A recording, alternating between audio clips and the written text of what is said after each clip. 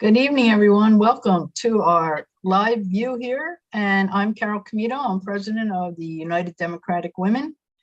And we're really happy to have you join us tonight. We have a really exciting program because our speaker is, and I'll introduce her more, the head of the ERA. And this is one of the key issues that the United Democratic Women are looking at and working on and fighting for. And we are a member of the ERA coalition. We're very proud to have a part in that. So just briefly, I just want to make a quick announcement. We are a PAC, meaning that we can raise money and donate money to candidates. And in doing so, we also can raise money to fight for women's issues and women's rights. So we're going to have an event, and you'll be able to see that on our website. It's going to be on Saturday, April 5th. And we're really excited about it. It's our first fundraiser, and it's going to be with Val Demings, who's currently a congresswoman from Florida, and she's running for the Senate in Florida. She's amazing. There's a lot of good information on our website about her. We hope you'll join us on April 5th, and you can join either in person in Washington, D.C., or you can join virtually. So with that, I want to take a minute and introduce you to our speaker tonight. Our speaker is Carol Jenkins. She's the president and CEO of the ERA Coalition and the Fund for Women's Equality, sister organizations dedicated to the adoption of the Equal Rights Amendment. She is also the founding president of the Women's Media Center and former chair and current board member of AMREF Health Africa USA. As a pioneering African-American television reporter, Jenkins was an anchor and correspondent for WNBC TV in New York for nearly 25 years. Ms. Jenkins is also an author, three-time New York Emmy-nominated host of Black America on CUNY TV, and the executive producer, writer, and documentary correspondent of an award-winning film, a podcast host, and co-anchor of CUNY's TV live election night coverage. Wow, that's a lot of things, Carol.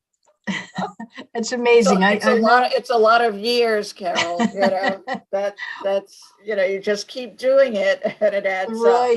Right. I can see that, but it's an amazing career that you've had. I've had the pleasure of knowing you for quite a while now, so very happy to have you here tonight. So please welcome Carol Jenkins.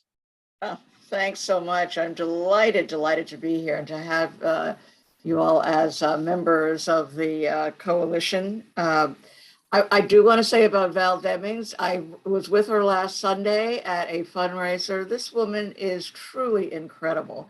I met her in Washington at a Democratic caucus breakfast when Nancy Pelosi was holding a news conference about the first time the House of Representatives passed the bill to do away with the time limit on the ERA. And she came over and was so, gracious and so supportive that as she was when I saw her recently. So I have very high hopes for her becoming the governor of Florida. At any rate, the coalition, which is a nonpartisan organization, unlike your, great PAC that you have, that you could go off and do those kinds of things. It's a nonpartisan organization. The coalition itself is a C4. The Fund for Women's Equality is our C3. In the C4, we do our lobbying on Capitol Hill, working with the Senate and then Congress and with attorneys general. The C3 is our educational branch, where we do at least 12 town halls a year, and also have started something that we're very proud of called the Equal Voice, Equal Future podcast and communications hub, which is giving a place to give voice to and I don't really like the word marginalized, but for those who have not been able to find their voice in mainstream media, a place to talk about equality. So that's our hub. We just did a wonderful program with a group of young girls in Chicago. I talked with them for an hour or so. They are working on a project where they will write about equality, about the ERA, and we will produce it, on our hub and talk about it. And it's, a tremendous way of moving forward with the Equal Rights Amendment. So a couple of touch points. January 27th was the day that the Equal Rights Amendment became a thing, a real thing. As you may know, it only takes two things, according to the Constitution, to amend the Constitution.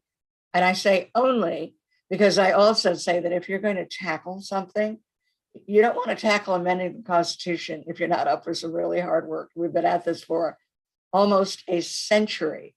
Alice Paul in 1923 first introduced it in Congress. It passed out of Congress in 1972. It went out to 38 states to be ratified. So you need passage out of Congress. You need 38 states to ratify. We eventually got that. As you may know, the complication for us was that when it passed out of Congress, a time limit was imposed in the preamble, in the introduction. We don't think it counts, which is why we're merrily going along saying that we've, met the two requirements spelled out in the Constitution. Passage by Congress in a very huge bipartisan way, finally getting 38 states, but getting those 38 states not in the 70s or 80s, but in 2017, 18, and 2020. And 2020, Virginia became our 38th and final state. And so then the clock started ticking, because what the amendment says is that within 2 years, this amendment goes full blast. We give you 2 years to get ready to do whatever you need to do to, get ready so that you don't, for instance, states do not conflict with the ERA and give rights for people to sue them. We're working with the states now to make sure that their statutes are up to snuff. Surprisingly, we found that in a place like Illinois, they actually have been updating their statutes all through the years, so they're not in such bad shape. A place like Arizona, our first state coalition who did the research of the state statutes, came back with a report that was over 600 pages long of things that needed to be changed. So I told Carol, I promised her that I was not going to talk forever, but that I would stay and answer any questions. So the bottom line is that we're maintaining that the ERA is in full force. The 2 years expired this last January 27th. We are still dealing with the time limit. The AGs of the last 3 states who ratified sued the archivist, the wonderful man sitting as a head librarian whose ministerial job it is to attach the amendment to the Constitution, which he has refused to do because he's being sued and because he was instructed by a Trump administration memo not to do so. As you may know, the current administration has expressed support for the Equal Rights Amendment. We are now waiting for the court decision on the archivist trial. We are working on HJ Res 891. I don't think it has a J. HRes 891 that Carolyn Maloney and Jackie Spear of Congress have introduced, which would just flat out say the Equal Rights Amendment. Again, it's done, attach it. We're working with the Senate on SJ Res 1, which is the companion bill to the House bill that removed the time limit completely. As you've heard that mantra, we need 60 votes. We need 60 votes for the ERA, but we will be having a test vote sometime coming up soon. And I would be delighted, Carol, to answer any questions. You must have some, around this issue, although we are delighted that you do come to our partner meetings every couple of weeks to have you in that mix. Well, thank you, Carol. That's great information. I hope we get some questions from our audience, although I don't know how big our audience is at the moment. Yeah, me personally, and I've been following this for years, as you know, even before we started United Democratic Women. Both bills, if I have this right, the House has already passed their bill, but we're waiting on the Senate. Is that correct? That's correct, to remove the time limit. Okay. And you said the time limit, it wasn't in the Constitution, but it's in the preamble. Is that how you expressed it? Right. The Constitution makes no mention whatsoever of a time limit on amendments. It was something that Congress, as we understand it, in order to get it out, agreed to put a time limit on it. I think they said, okay, let's give these women what they want, but let's make sure they only have first 7 years to get it done, and then 10 years. We went back and got a 3-year extension to get it done. Alice Paul, who was actually still alive then when she heard about the time limit, as Ellie Smeal often says, she broke down and started crying because she knew that it would cause us trouble, and it indeed has. So we're now almost 100 years since she first introduced it. 50 years, we're celebrating on March 22nd since it went out of the Senate. We're not celebrating, we're marking the 50-year time, that amount of time that we have spent trying to get the Equal Rights Amendment, which simply says one cannot be discriminated against based on one's sex, whatever the sex, however it's defined. So it's been a long journey. Yeah, a long, tough journey. Absolutely. I know we have a question, which is interesting because it was going to be one of mine, so I'm glad it came up. Just to continue on that path. So, because that's all, the timeline part has always escaped me. There was another amendment, I understand. I'm probably going to get it wrong. Was it the 26th Amendment? There was an amendment that was around for a long time and then went through anyway. I mean, years and years.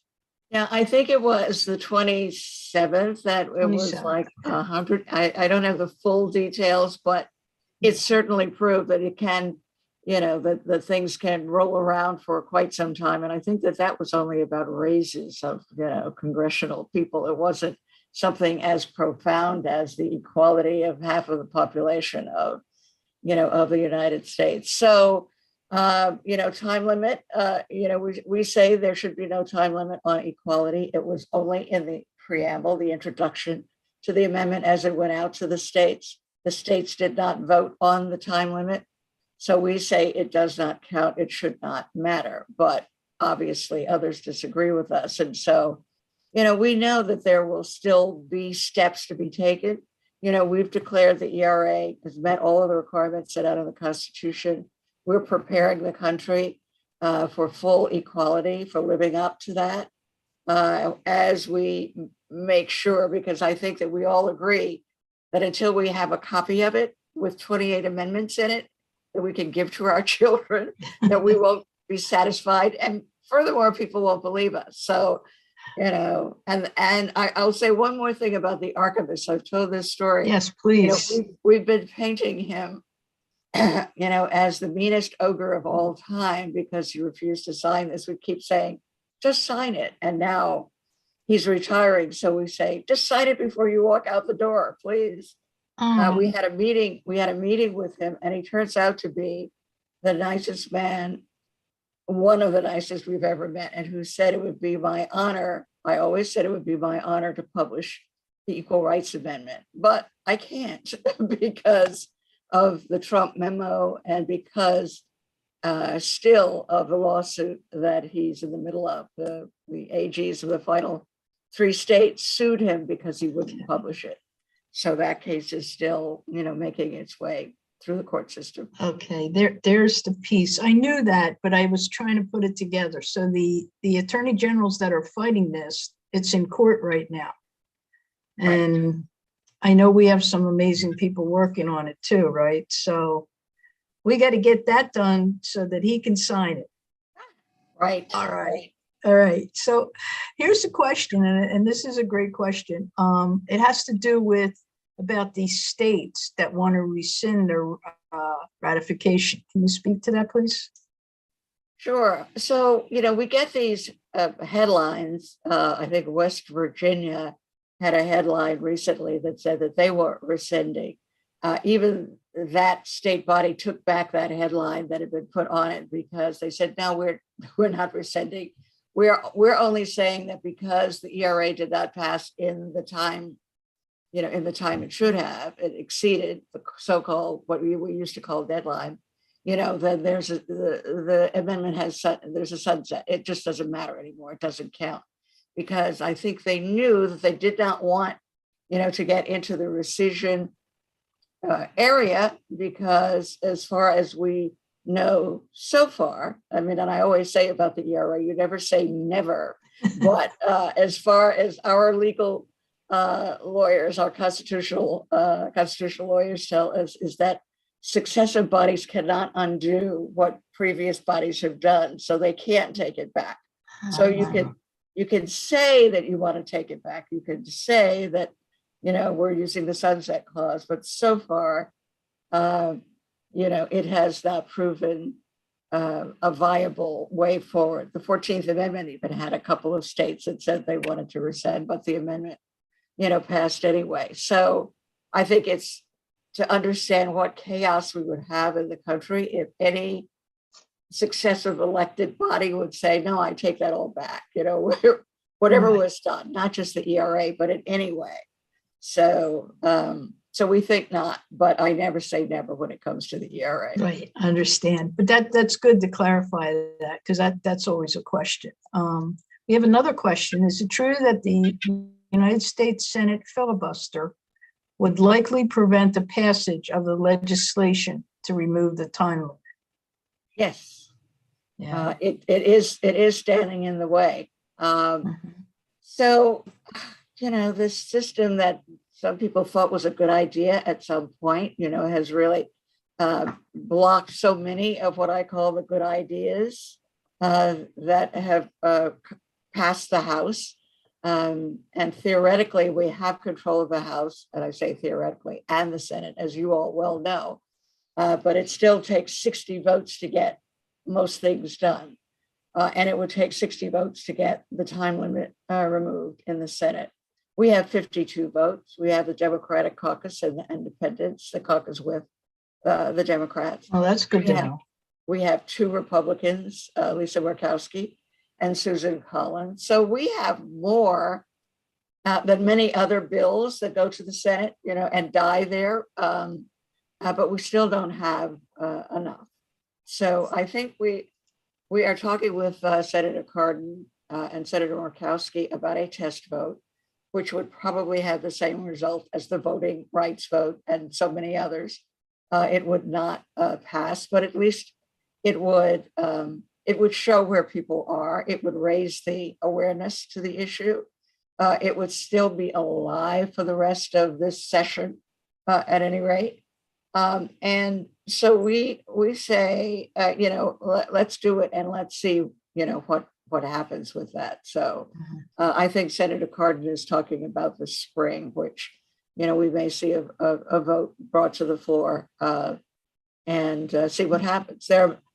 I think Senator Cardin believes that while there are senators, Republican senators, who will not co-sponsor, they may indeed vote for it once it comes to the floor. So how close we get, to the 60, do we get to the 60? We will see. Right. Yeah, that's really a thorn in our side for a lot of things, the filibuster. Right. No doubt about that. I know. That's why I say this voting, what you all are doing, this registering, voting, no matter, and all the way up. I think, as I'm sure you all have had the conversations, we all had our sights on the higher offices and concentrated on those, while the school boards and the city councils, and most importantly for us, the state legislatures, were not enough attention was paid to them. And so they have, gone otherwise, not so mostly, because people always ask about, well, what about the unratified states? And we say all of those states are in, Republican control, pretty strong Republican control.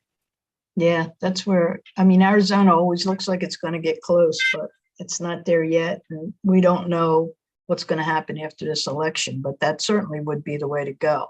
No, we do know we're going to do this, right? Equality has Well, to win. that, We're a nonpartisan organization, but we all support equality. yes, yes. I just think that we should get every woman in the country, obviously, except for those few that don't support us, and just go stand on the Supreme Court steps Right. until they say yes. Right. I There agree. you go.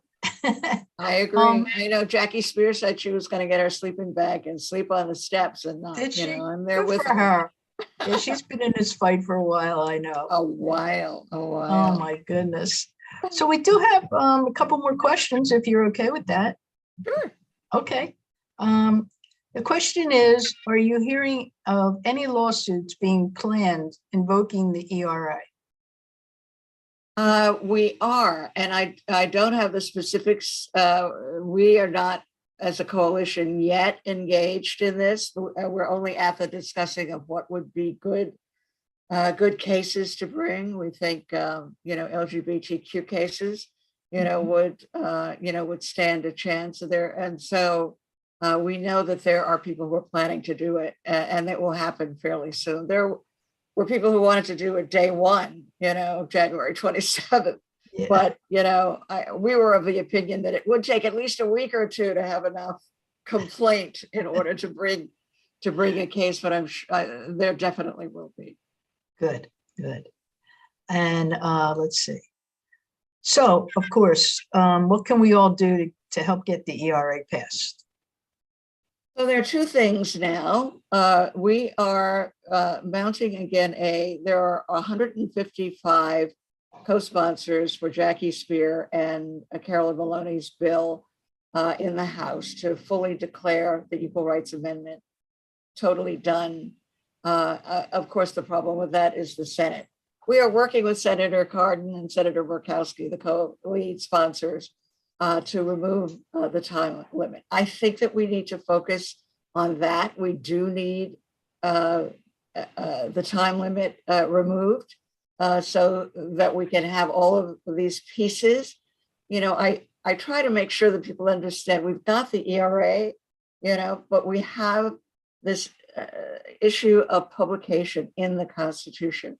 So we do everything, and the coalition has always followed the premise of always forward. We did everything, the courts, the legislation, the archivists, we do it all, hoping that we can crack, and the presidency as well, the administration, which, we're happy to say has this year begun to come forward in its support of the ERA. So I would say at eracoalition.org, we are putting up toolkits, letters that we can send.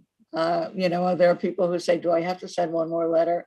Yes, there can never be enough.